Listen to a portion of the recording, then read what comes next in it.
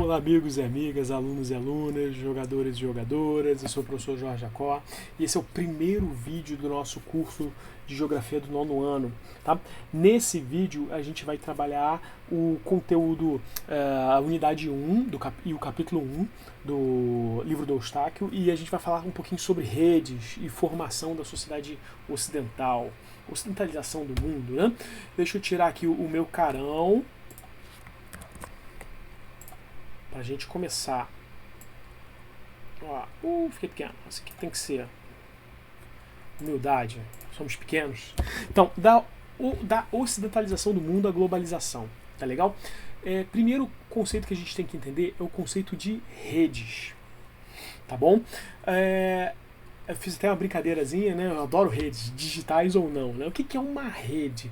Uma rede, ela é uma infraestrutura, ela é uma estrutura organizacional. Como é que ela funciona? Você conhece, provavelmente, tem um contato com uma rede muito famosa, que é a internet, tá? Mas ela é uma rede pós-moderna e super recente. Existiam redes no passado. Toda rede, ela é uma concha de retalhos. Como o próprio nome diz, é uma rede de retalhos, onde coisas se conectam. No caso da internet, que você conhece muito bem, né, você tem computadores conectados numa rede mundial. Né, o seu celular, o seu computador de casa, se você tiver um, né, estão todos conectados em servidores e se conectam. Né? Por exemplo, você, para ver esse vídeo, o seu celular ou o seu computador está conectado no servidor do YouTube, onde eu joguei esse vídeo. Essas conexões são feitas a partir com redes. Né? É um conceito muito importante da gente entender, mas rede e internet não necessariamente é a mesma coisa. Né? A internet é um tipo de rede. Existiam redes no passado. A internet não foi a primeira. E olha esse mapa que está aparecendo aqui pra gente. Esse mapa é fantástico. Ele é um mapa de um cartógrafo árabe chamado Al-Idrizi. Tá? O Al-Idrizi, ele fez um mapa do mundo árabe da época. Né? Curioso que esse mapa está de cabeça para baixo aqui no livro. Né? Esse mapa ele é ao contrário, porque olha o que está no centro do mapa. Não sei se dá para reconhecer direito, mas com a ajuda do Google Earth a gente reconhece um pouquinho melhor. Vou até abrir ele aqui. Aqui. Vê se você consegue reconhecer. Vou voltar para o mapa do Al-Idrizi. Ó, consegue ver bem? De novo no Google Earth. Aqui. É o berço do mundo árabe, que é a Península Arábica. Vamos aqui mostrar aqui para vocês a exploração, né? Não sou um viajante. Cadê? Estilo de mapa. Exploração. Olha aí. Aqui é a Península Arábica. Aqui é o berço do islamismo. Né? Então, na visão do Al-Idrizi, a Península Arábica é o centro do mundo. Olha aqui a Península Arábica. Ela é o centro do mundo. Então, ó, se você reconhecer, isso aqui parece o quê? Na visão do Idrizi, né? A África. A Ásia. E a Europa. Olha aqui. A África, a Ásia e a Europa. Tá? Então, só que na visão do Idrizi, esse era todo mundo conhecido. Isso era tudo que os muçulmanos, os islâmicos, né, os árabes, do Império Árabe conheciam naquele momento. Então, aquela era a rede dele. Se a gente observar bem, você vê que tem algumas conexões, são provavelmente cadeias de montanhas, rios, né, que se conectavam. Para que isso? Para eles conhecerem formas de se conectar com o mundo, conhecer outras partes do mundo e fazer comércio. Então, o comércio era um tipo de rede. Esse comércio de camelo, a pé, de longuíssimas viagens, era a rede deles, era o mundo deles. Eles conectavam o mundo deles. Esse mapa ele é uma réplica, né? Ele é uma cópia, não é o mapa do Idrizi original, tá bom? Ele é um mapa que foi copiado em 1456, o original é do século VII, ou seja, lá do ano 600 e alguma coisa. Né? Então, em 1456, um monge copista, ele era tipo a máquina de Xerox do final da Idade Média, ele copiou esse mapa e, graças a essa cópia, a gente tem acesso ao mapa do Idrizi hoje. Né? Ou seja, era a rede daquela época, lá do século VII. século 7 depois de Cristo, ou seja, já tinham rede, não era a internet, né? Mas era uma rede de comércio. Tem outro exemplo aqui de rede aqui. Aqui, a Rota da Seda. Eu adoro essa rede. A Rota da Seda, ela conectava o Extremo Oriente, eu vou mostrar no Google Earth para facilitar, o Extremo Oriente a Constantinopla, né?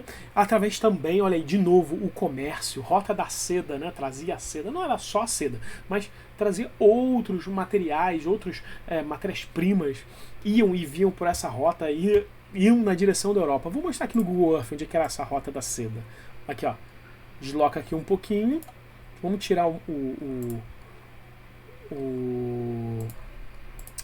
só imagem, sem exploração. Vim aqui dessa região, na margem do Rio Amarelo, né? E essa rota saía da China, passava aqui por parte da Índia e chegava até aqui, Constantinopla, Antioquia, Constantinopla. Por quê? Aqui, além de você ter os árabes, né, para fazer esse comércio, você tinha os muçulmanos, você tinha aqui a Turquia e a Europa, o mundo cristão. Então, essa rota, que foi feita, inclusive, Marco Polo, né? Tem uma série muito bacana na Netflix chamada Marco Polo, recomendo vocês assistirem. Né?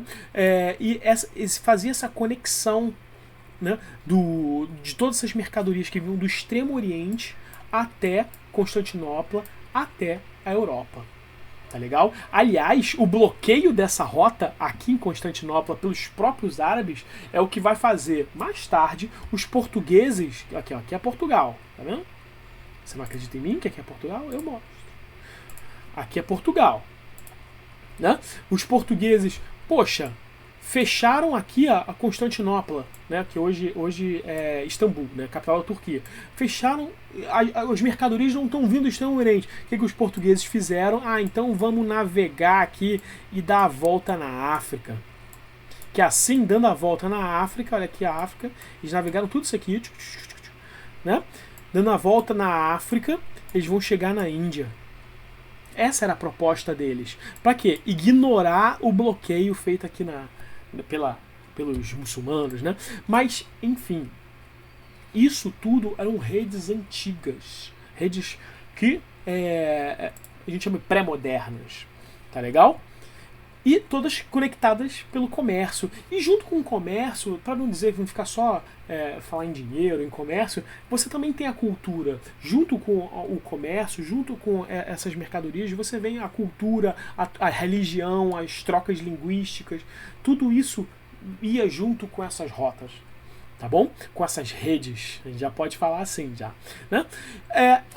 O que a gente entende como ocidentalização do mundo? O nosso mundo, né, o nosso mundo ocidental, ele é extremamente cristão. Eu estou falando aqui em Rota da Seda, eu estou falando em islamismo, mas o nosso mundo, ele não é islâmico. Por exemplo, o nosso mundo, o mundo português, né, que deu origem à nossa civilização brasileira, né, ele é um mundo cristão. Temos várias outras religiões também, mas ele é com aqueles valores enraizados judaico-cristãos, né? Isso vem da onde? Isso vem exatamente do que nós chamamos de cristianização do mundo, ocidentalização do mundo. Né? O nosso mundo ele é altamente focado na filosofia greco-romana, judaico-cristão. Né? A gente tem pouca ligação, temos ligações, mas temos poucas ligações com a religião islâmica ou com a religião hindu, ou com a... Por exemplo, você consegue citar algum deus hinduísta? Né? Você consegue? Eu vou te dar uma dica, aquele que tem a cabeça de elefante. Né? Mas a gente conhece pouco. Você conhece alguma coisa sobre os deuses shintoístas? A gente não sabe quase nada disso, mas a gente conhece o cristianismo, o judaísmo. Né? Porque o grande foco da nossa influência foi nessa cultura. Tá legal? O mundo foi dividido, né, exatamente por uma linha imaginária. Uma linha imaginária, né, que dividiu o mundo entre Ocidente e Oriente. E onde passa essa linha imaginária? Essa linha imaginária, que está até aqui no livro, né, eles estão no Observatório Astronômico de Greenwich. A cidade de Greenwich fica exatamente aqui na Inglaterra. A gente pode até pesquisar aqui no Google Earth. Vem aqui, Greenwich. Ó. Aí ele vai mostrar pra gente onde fica Greenwich. Ou seja, fica próximo de Londres, né? Aqui passa a uma das principais linhas imaginárias do mundo, que é o Mediterrâneo de Greenwich. Deixa eu afastar um pouquinho mais. O Mediterrâneo de Greenwich. Vou mostrar aqui no nosso livro, tem o Mediterrâneo de Greenwich, olha aqui, dividindo o mundo em 2 hemisférios. O hemisfério ocidental, né, olha aqui nós aqui no Brasil, né, na América, e o hemisfério oriental. Tá legal? Essa divisão, mas por que foi em Greenwich? Porque naquela época, essa divisão foi feita ali mais ou menos no final do século XIX. Foi escolhida a cidade de Greenwich porque a Inglaterra era muito poderosa nessa época. Ela era o centro do mundo. Você vai observar na maior parte dos mapas a Europa no centro, né, a Inglaterra no centro. Mas é porque é uma visão de mundo da época. Se a gente voltar lá no mapa do Aldrise, o que está no centro do mapa do Aldrise? Al-Idrizi, né? Olha o que está no centro do mapa. Não é a Inglaterra, não é a Europa. É a Península Arábica. Ou seja, a própria cartografia, ela é uma construção, né? Uma construção de uma fabulação, né? Para o Idrizi, a Península Arábica era o centro do mundo, né? Meca era o centro do mundo. Por exemplo, eu vou mostrar aqui um outro mapa. Desculpa voltar um pouquinho no tema, mas esse mapa eu adoro ele. Ele tem tipo 30 centímetros de altura. Ele é comprido mesmo. 30 centímetros de altura e 6 metros de comprimento. Ele ficava enrolado num pergaminho. Ele é a tábula peutingeriana. A tábula peutingeriana, ele era um mapa de itinerário. Né? O que é itinerário? Eram os caminhos de comércio, os caminhos que levavam às outras cidades, feito pelos romanos, cara. Então adivinha o que está no centro desse mapa? O que é o centro? Olha aqui. Vou dar um zoom aqui para mostrar. Ele é lindo esse mapa. Ele tá no museu em Viena. Olha aqui. Consegue ler? Roma. Roma é o centro desse mapa. Mas você vai me dizer, poxa, Jacob, esse mapa tá esquisito. Tá esquisito. Ele é todo... Roma não fica na Península Ibérica? Vamos lá, aqui ó, Roma. Vou tirar Greenwich. Roma não fica na Península Ibérica, na Itália? Fica. Né? Aqui, Roma. Mas eles não desenharam a Europa. Opa, vou voltar na minha tábua. Eles não desenharam a Europa do jeito que eu conheço. Pois eles não tinham noção de que a Europa tinha aquela forma. Eles desenharam do jeito que eles entendiam. Né? O importante nesse mapa não é a forma do continente europeu para eles, mas sim as rotas, os caminhos. Mas o importante é Roma no centro. Né? Voltando à nossa o mundo ocidental e o mundo oriental. Mundo dividido em 2 hemisférios. Hoje, né, a gente já sabe que a Europa não está mais no centro. Você tem toda uma indústria cultural, né, que coloca os Estados Unidos ali no centro. Isso está mudando um pouco, né, atualmente, mas os Estados Unidos durante muito tempo, durante praticamente todo o século XX, a partir da Primeira Guerra Mundial, ele se coloca numa posição hegemônica, assim, que foi muito pouco contestada no mundo inteiro. Foi um pouco contestado pela União Soviética, um pouco contestada pela própria União Europeia, e agora está sendo contestada em disputa, né? Contestada pela China. A China é uma coisa interessante que a gente tem que conversar. Precisamos falar sobre a China. Né? Mas enfim, hoje com a globalização, o que é isso? Globalização o que está acontecendo basicamente desde que o mundo começou a se conectar. E eu não estou falando só de internet, estou falando desde as navegações, quando os navegadores portugueses começaram a navegar pelos oceanos, dar aquela volta na África que eu falei agora há pouco, o mundo começa a se conectar. E hoje nós temos novas tecnologias que permitem essa conexão do mundo muito mais fácil. Né? Temos a internet, temos os smartphones, os celulares, temos as redes automáticas, os Wi-Fi, etc. Isso facilita muitas conexões. A gente não precisa ir de um lado ao outro do mundo de barco, né? Como os nossos antepassados portugueses fizeram.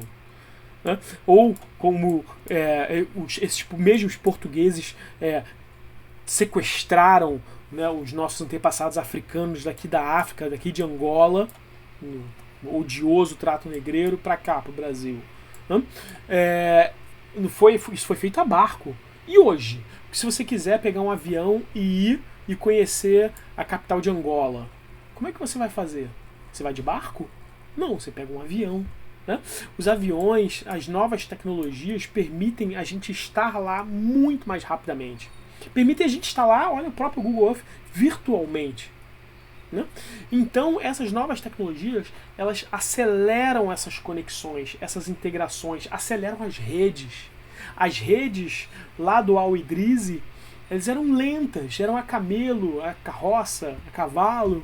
Hoje as nossas redes vão de avião, vão pela internet, vão pelos celulares, pelos satélites, ou seja, as nossas redes, grande diferença das redes do Al-Idrizi para hoje é que as nossas redes elas estão muito mais rápidas. Isso deixou o nosso mundo muito menor. Muito menor. A gente vai falar um pouquinho dessa questão da diminuição relativa do mundo. Tá?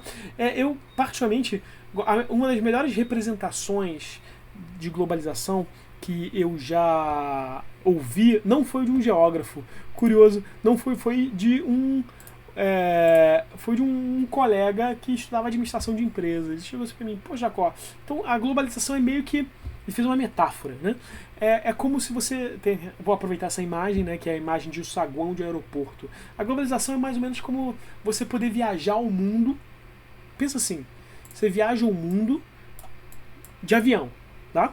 Pega um avião aqui do Rio de Janeiro, vai para Roma, depois vai para Lagos, que é a capital de Angola, depois vai para Lisboa, depois vai para onde você quiser de avião. Mas tem uma regra, você não pode sair do aeroporto. Essa é a regra. Você viaja de avião o mundo inteiro, mas você não pode sair do aeroporto. O que significa? Olha essa imagem. Ela pode ser uma imagem de um aeroporto no Brasil, ela pode ser uma imagem de um aeroporto na China, ela pode ser uma imagem de um aeroporto na Arábia Saudita, ela pode ser uma imagem de um aeroporto em Lagos, em Lisboa, em Nova York. Por quê? A globalização meio que fez isso. Ela homogeneizou, ela integrou tanto que as pessoas usam as mesmas roupas, o jeans, a calça jeans, o casaco, as mesmas malas, leem os mesmos livros, comem as mesmas comidas.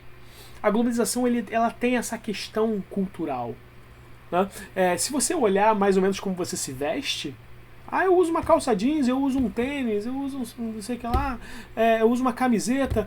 Você se veste como um adolescente americano da década de 80, da década de 90, dos anos 2000. Olha como ele... que a gente estava falando de hegemonia dos Estados Unidos agora há pouco, né? A gente não se veste como os nossos antepassados indígenas. A gente não se veste como os nossos antepassados portugueses ou africanos. A gente se veste de uma... mas é antigo, é velho, é ultrapassado. Não necessariamente. Né? A gente utiliza o que é hegemônico hoje. Não por uma questão de moda, mas por uma questão de conveniência. Né? Bom, enfim. Repara, olha essa rede aqui. O que parece? Parece energia elétrica, né? Na verdade, são rotas aéreas de aviões. São praticamente todas as rotas aéreas do mundo. Olha como os aviões conectam os continentes. Né? Repara, de onde tem mais rotas aéreas? Do Brasil? Da América do Norte? Da Europa? Olha a Europa como tem bastante rota aérea ainda, né? Esse mapa aqui, isso não é um mapa, isso é um gráfico, né? Um grafo, mostra como o mundo é interconectado. A gente mal consegue ver os continentes são formados pelas conexões das rotas aéreas. Agora imagina, nesse continente, vamos só fazer uma brincadeira, um vírus que surge lá na China, aqui na China, como ele é fácil de se difundir pelo mundo inteiro utilizando as rotas aéreas. Se Imagina se fosse 500 anos atrás, só tivessem embarcações para se deslocar. Esse vírus saía de Wuhan? Saía da China? Não, né?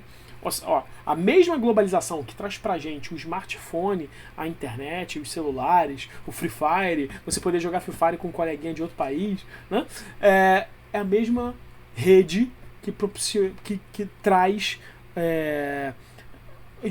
facilita o deslocamento de doenças. Se facilita o deslocamento de dinheiro, de informação, de mercadorias, de dados, de aparelhos celulares também, os vírus também vêm com é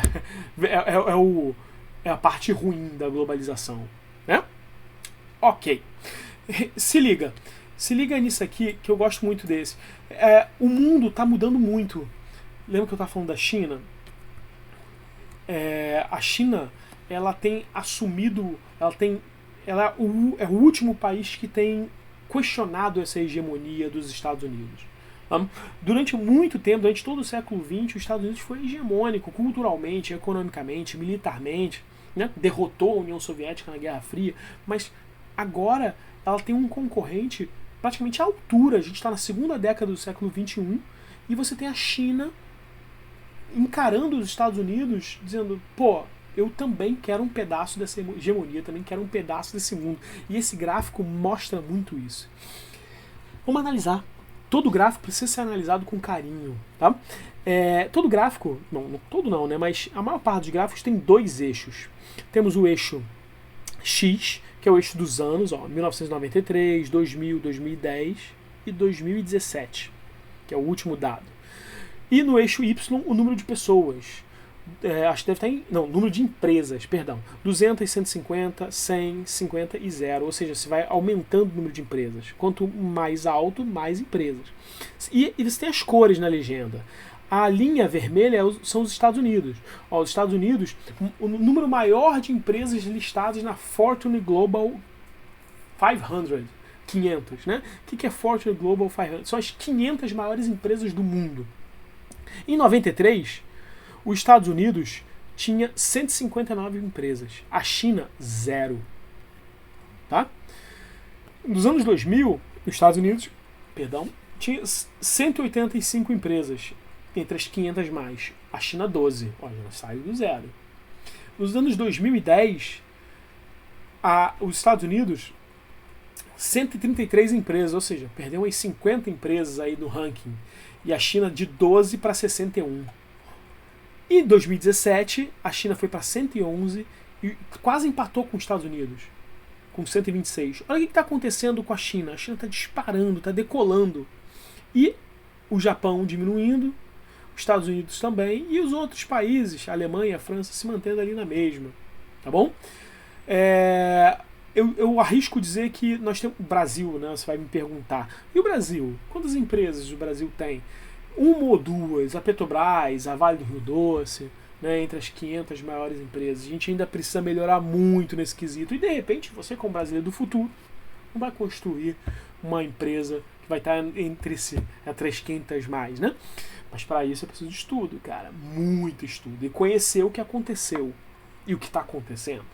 Então, a China está dominando, está questionando essa hegemonia. Hegemonia é o controle hegemônico, né? Os Estados Unidos, eu falei bastante de hegemonia aqui, né? Os Estados Unidos, você usar uma calça jeans que tem a origem lá nos mineradores norte-americanos, estadunidenses, é uma hegemonia cultural. Por que você usa uma calça que era utilizada por mineradores mineiros? Mineiros. A calça jeans foi inventada por mineiros estadunidenses.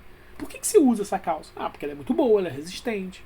Ela se tornou um ícone de moda. Né? Bom, enfim. Esse gráfico mostra pra gente como a China que tá em rosa aqui, né? Tá começando a questionar essa hegemonia. E a tendência é piorar, tá? Piorar não, né? Para os Estados Unidos. E melhorar pra China, obviamente. Legal.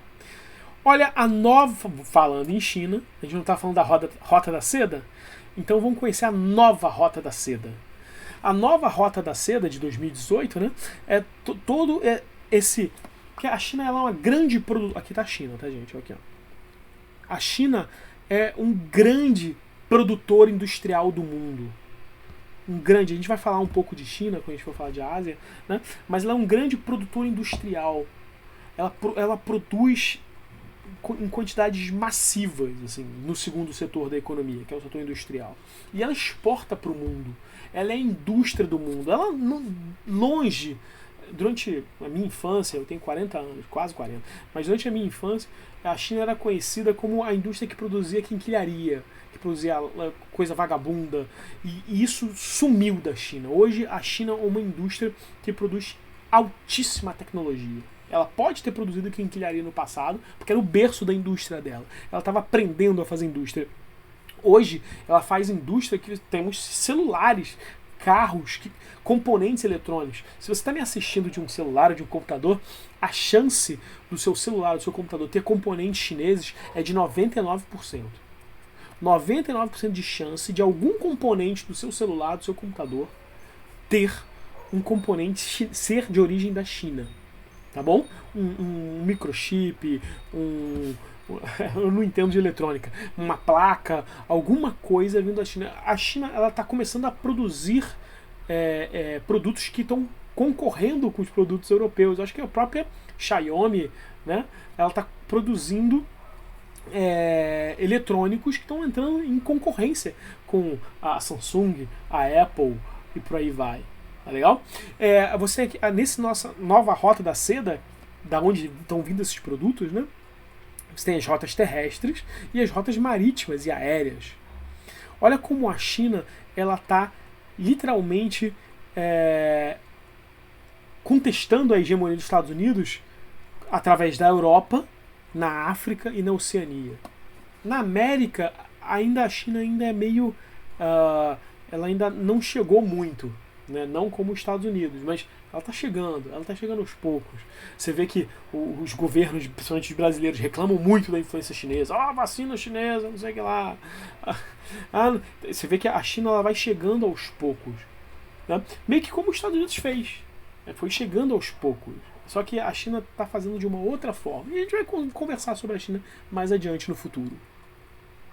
Legal?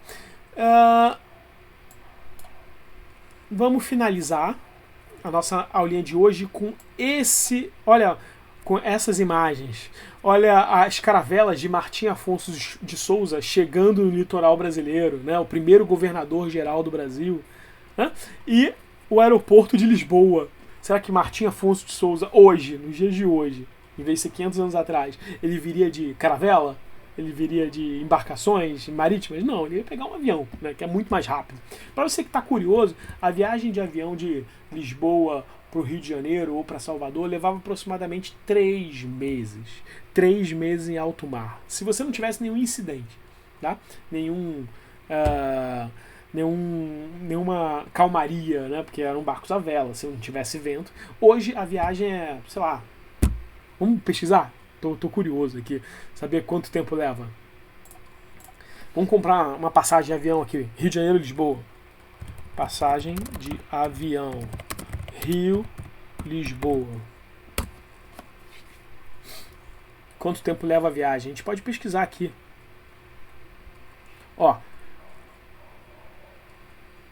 Mostrar voos. O próprio Google ele tem um sistema de buscar voos. É um voo de 16 horas com uma parada, 9 horas de Portugal, sem escalas, 9 horas. É um voo de 9 horas. Ou seja, em vez sem escalas, não para em lugar nenhum. Também caro pra cacete. 4 mil reais. Mas, ou seja, em vez de você fazer essa viagem em 3 meses, você faz em 9 horas. Quase 10 horas. Isso é muito rápido. E esse desenho, o telefone, né, que pertenceu ao imperador Dom Pedro II e os smartphones atuais. Esse desenho, esse esquema, ele é de um professor, um professor que eu gosto muito, o David Harvey. Né, o professor David Harvey, ele criou esse... ainda no capítulo 2 não. Ele criou esse desenho. E nesse desenho, ele mostra como o mundo teve um relativo encolhimento. Né? De 1500 a 1840, um mundo grandão assim, né? A média de velocidade das carruagens e dos barcos à vela é 16 km por hora. o mundo reduzindo, em 1850 a 1930, as locomotivas a vapor alcançavam em média 100 km por hora, os barcos a vapor 57 km por hora. O mundo vai diminuindo ainda mais. Em 1950, os aviões a propulsão 480 km a 640 km por hora. E hoje os jatos passageiros já quebrando a barreira do som a 1.100 km por hora. Tá legal? Ou seja, o mundo vai se tornando cada vez menor, relativamente menor, porque você tem a velocidade dos meios de comunicação e dos transportes passageiros são cada vez maiores. Esse esquema do David Harvey mostra pra gente muito bem o que é a globalização e como ela encolhe o mundo, ela tem uma dimensão relativa do mundo. O mundo, ele continua enorme, do mesmo tamanho que sempre foi, mas a nossa capacidade de viajar torna ele menor. E é com essa fala de tornar o mundo menor que eu termino com a aula de hoje. Tá bom, galera? Foi ótimo, muito bom. O vídeo já deve estar enorme, nem sei quanto está o tamanho desse vídeo, mas valeu, acompanhe, veja as imagens, procura outros temas sobre globalização na internet, tá bom? E a gente se vê na próxima aula. Beleza, galera? Vejo vocês depois.